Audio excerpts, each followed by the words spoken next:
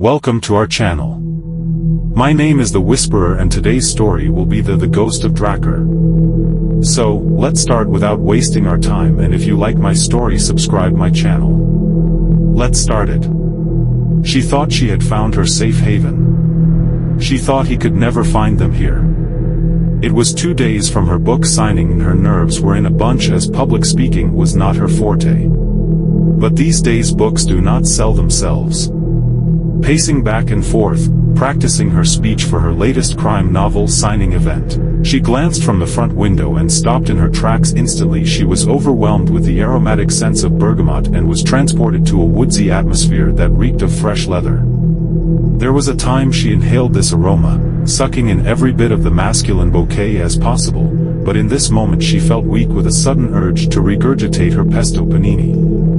Clouds of old-fashioned masculinity surrounded her as she paced the upstairs rooms, walking more rapidly with every step as if her pace would escape the smell.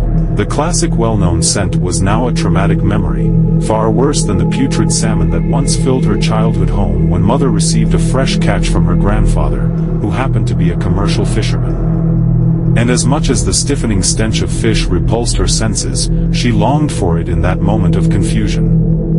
My senses must be out of whack. I covered all of my tracks. He could not possibly find me here. She recalled what was once a welcome fragrance had now become a terrifying odor of horror. Startled by the teapot that screamed for her attention, her nerves were wearing thin by minute distractions. But lemon tea decorated with a slice of lemon zest would surely burst her senses back to normality. The bright yellow fruit was freshly picked from her tree, and the local leaf tea purchased from the local farmer's market was reliably fragrant.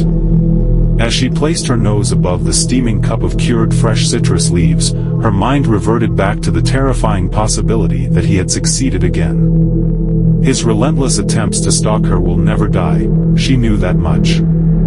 After what seemed like an hour frozen in time, she redirected her thoughts and ran to the front window, stretching her neck to see the country road, high above.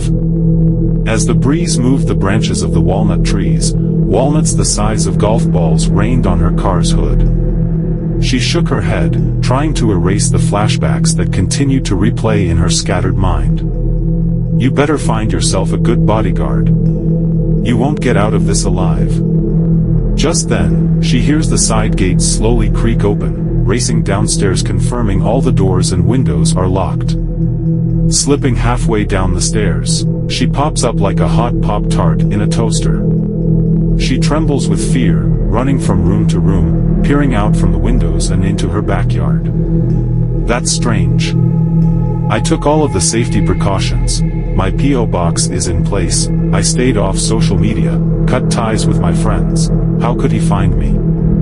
I need to lie down. It has been 5 years since Willow, her son Louis and partner Steve moved from Sonoma to a small country town high up in the mountains to escape the death threats of her unstable psychotic ex. The authorities were of no help, and if she continued to live under these conditions, her instincts insisted there was a good chance she would be featured on a future Dateline episode. She could not allow him to destroy her mental health any longer, as the last nervous breakdown took months for her to recover.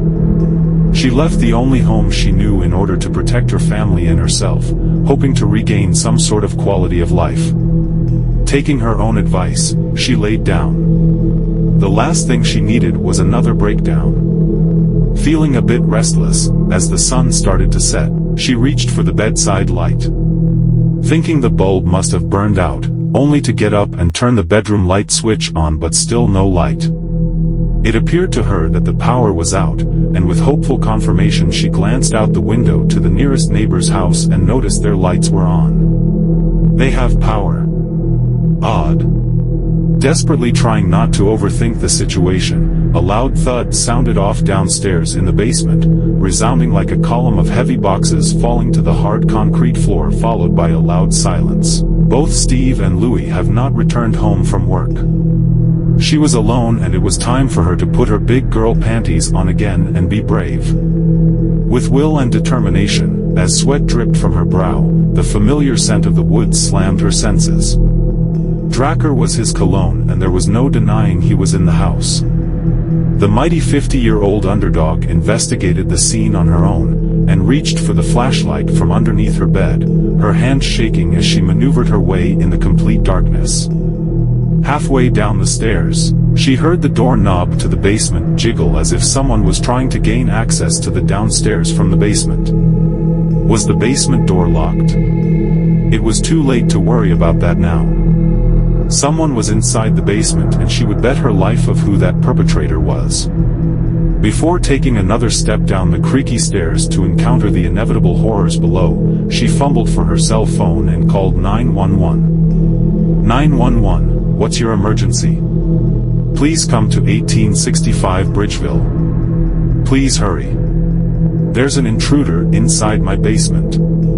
Ma'am, please speak up, I can barely hear you. Willow slowly sneaks up the staircase and manages to step on every creaky board while doing so. The trembling of her hand makes her lose the grip of the phone and it violently falls to the stairs. 1865 Bridgeville. Suddenly the basement door slams down and off the door hinges. Nothing but screams of terror can be heard throughout the house. Whoever it is now inside.